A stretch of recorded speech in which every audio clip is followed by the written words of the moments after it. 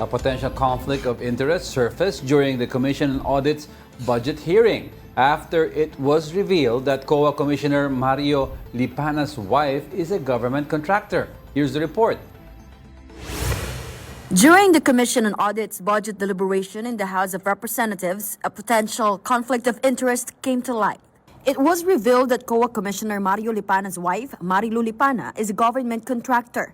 She serves as president and general manager of Olympus Mining and Builders Group Philippines Corporation. Reports show that payments to her company have reached 326.6 million pesos, mostly for flood control projects. Lipana is currently on medical leave in Singapore until the end of September, prompting COA Chair Gamaliel Cordoba to be questioned about the matter during the budget hearing. Para po sa akin, personally, there's a potential conflict of interest. Bakit po potential conflict of interest? Pagka po siya ay nakailam dun sa mga auditor sa baba na gumagawa ng kanilang trabaho din, that's a potential conflict. ACT Teachers Party List Representative Antonio Tino cited the 1987 Constitution, which prohibits members of constitutional commissions from holding financial interests directly or indirectly in any government contract or franchise. Obviously, constitutional commissioner, si Mr. Lipana. Bilang pong kanyang asawa, then meron po siyang financial interest. Meron po. Tino suggested that Lipana should resign to uphold the COA's credibility. So mukhang may problema ang COA, dapat mag-resign na ang commissioner na ito. However, Mamamayang Liberal Party List Representative Leila de Lima said the commissioner cannot be forced to resign, but she warned that failure to address the matter could lead to impeachment proceedings for betrayal of public trust. Please talk to him once he reports back to office. Otherwise, one of us or some of us may initiate impeachment proceedings against him because it clearly falls under one of the grounds, betrayal of public trust. For News 5, I'm Marian Enriquez. We are One News. Oo, lumabas yan, lumitaw yesterday dun sa kanilang hearing kasi nga, yung wife, one of the top contractors, sa may Bulacan din siya eh. Pero di ka pa nakita kung ano yung mga projects na nahawakan niya eh. Farm to market, okay. Meron ba siyang flood control? Yeah, so Lipana's wife received, yung company, received 9 government contracts for flood control projects and farm-to-market roads in Bulacan, totaling 326.6 million this year. Wala naman flood control. Kasama, ayun Meron, government contracts for flood control projects. Akala ko farm-to-market sabi mo. And farm-to-market roads, yan ang ultimate, dalawa. Yan ang okay, yun naman. Pero yan ang ultimate, yan ang ultimate, what do you say, conflict of interest? Kasi nasa COA ka.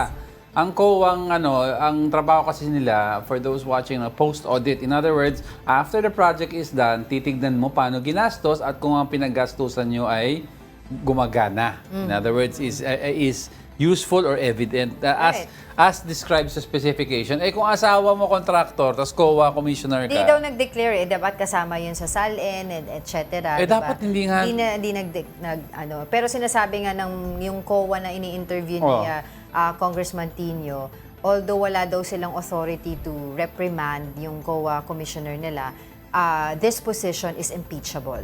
Oo. So, kung hindi siya makauwi dito, etc., dahil sabi daw, nagpapagamot siya, ay pwede siyang ma-impeach kung hindi siya makipag-usap, dahil there are a lot of evidence, so, documents that are presenting ng conflict of Hindi siya pwede interest. tanggalin ng presidente? That is betrayal of public trust. Hindi siya pwede tanggalin outright? Ang alam ko dito is impeachable offense siya. Kasi ang president can remove members of the cabinet outright. So this one ba is like Ang alam ko lang is impeachable offense siya. we have to look into that. Yeah, oo. So yun ang sinasabi ni Congressman Tino. Parang si parang yung COMELEC chairman, yung mga Supreme Court Justice kasi it's an independent constitutional body ba? So, yeah. COA. So kasama yan Audit. sa SALN, yung pag-declare ng not just your statements of assets, liabilities, and net worth, but also your spouses. So, your spouse lang pala. Pero Isa lang.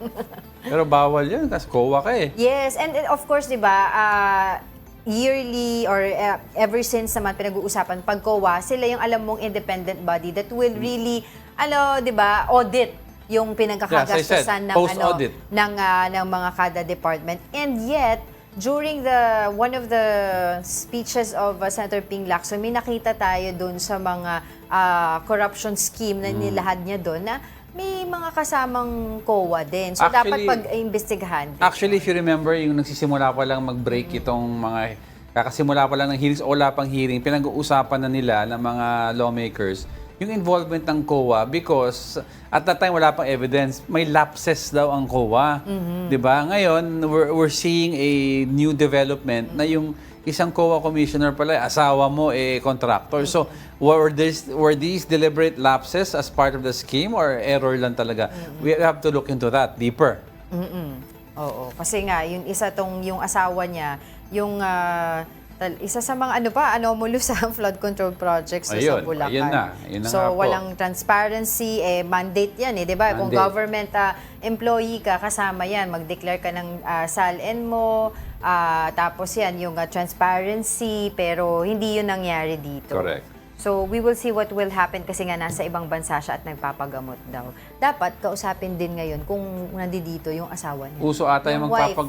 Kasi contractor din yun eh. 'Di ba? Pwede siyang ma-scrutinize din Uso sa... ata yung pagpapagamot abroad, ah. Oo nga.